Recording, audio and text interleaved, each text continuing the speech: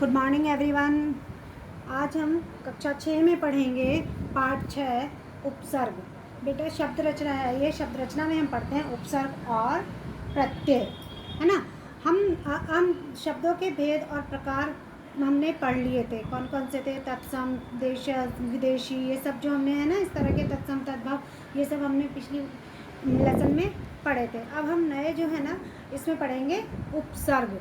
उप मीन्स पहले, जिस शब्द के पहले कोई शब्दांश जोड़कर, कोई शब्द जोड़कर जो नया शब्द बनता है उसको कहते हैं उपसर्ग। जैसे चौराहा, यानी कि चौ प्लस राहा, यानी चौ जो है वह उपसर्ग है, राहा चौराहा, नया क्या शब्द बना? चौराहा। खूबसूरत, खूब प्लस सूरत, तो खूब सूरत है ना, तो खूब क्या है हमारा? उपसर्ग हो गया। तो जो शब्द पहले लगते हैं उनको हम क्या कहते हैं? उपसर्ग कहते हैं। तो उपसर्ग की हम क्या परिभाषा देंगे बेटा? देखिएगा आप क्या उपसर्ग की परिभाषा। जो शब्दांश किसी शब्द के पहले जुड़कर उसके अर्थ में विशेषता उत्पन्न कर देता है अथवा अर्थ में कोई परिवर्तन ला देता है तो उसे उपसर्ग कहा जाता है। मैंने आपको बताया था लेसन स्टार्ट करने से पहले कि जब शब्द में पहले कोई न्यू शब्द जुड़ जाता है और उससे एक नया शब्द बन जाता है तो उसको उपसर्ग कहते हैं, उसको उपसर्ग कहते हैं। अब देखिएगा, उपसर्ग जो है हिंदी में 4 प्रकार के उपसर्ग प्रयुक्त होते हैं। कितने प्रकार के होते हैं? 4 प्रकार के। सबसे पहले हमारे हैं संस्कृत उपसर्ग। सबसे पहले हमारे आएंगे संस्कृत उपसर्ग। अब देखिए संस्कृत उपसर्ग में ये कुछ उपसर्ग दिए गए हैं जो मैं आपको बता रही हूँ।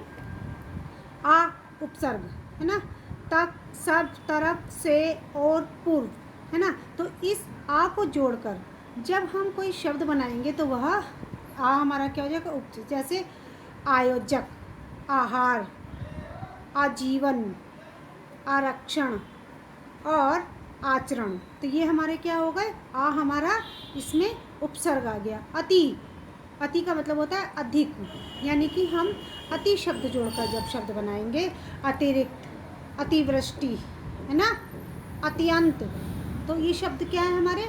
ये हमारे संस्कृत से आए हुए शब्द हैं और उनको हम क्या कहते हैं? उपसर्ग। अति, अधि, अनु, अप, अब, अभी, इस तरह से हमारे ये बहुत से उपसर्ग हैं। अब देखिए बेटा आप हिंदी के उपसर्ग, पीछे हमने अभी संस्कृत के उपसर्ग पढ़े, देखिए हिंदी के उपसर्ग क्या आएंगे। अ और अन।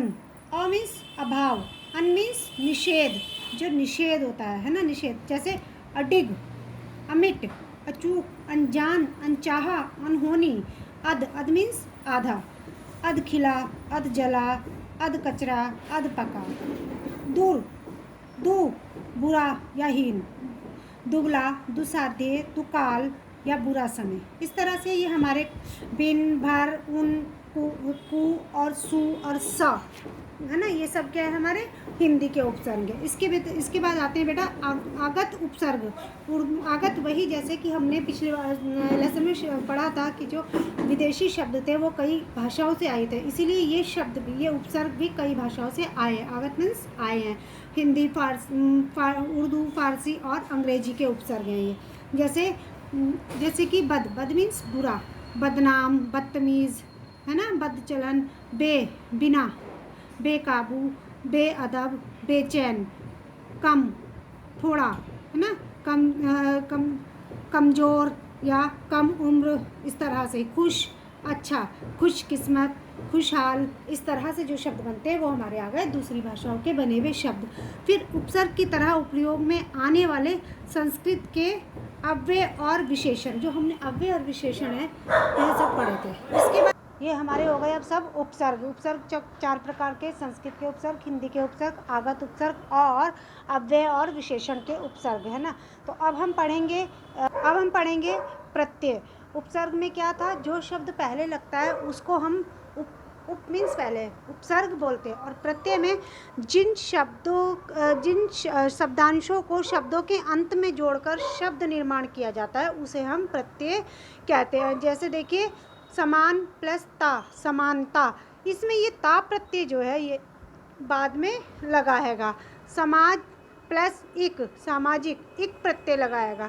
तो इस तरह से जब हम शब्दों के अंत में कोई शब्द जोड़ते हैं तो उसको प्रत्यय कहते हैं। प्रत्यय हमारे दो प्रकार के होते हैं, कृत प्रत्यय और तदित प्रत्यय। कृत प्रत्यय में क्या हुआ कार्य बताया जाता है, क्रिया या धातु के अंत में जुड़कर नए शब्द बनाने वाले प्रत्यय कृत प्रत्यय जो ना कहलाते हैं। जैसे कि अंत, रटंत और गणंत, भुलक्कड़, अक्कड़ का होगा भुलक्कड़ और बुक्कड़। तदित प्रत्यय, तदित प्रत्यय में जो प्रत्यय सर्वनाम विशेषण या अव्यय के अंत में जुड़कर नए शब्द बनाता है। सर्वनाम विशेषण क्रिया वगैरह के, आ, प्यारा, मौला, बाला, सुता, इस तरह से जो प्रत्यय होते हैं वो तदित प्रत्यय बनाए जाते हैं।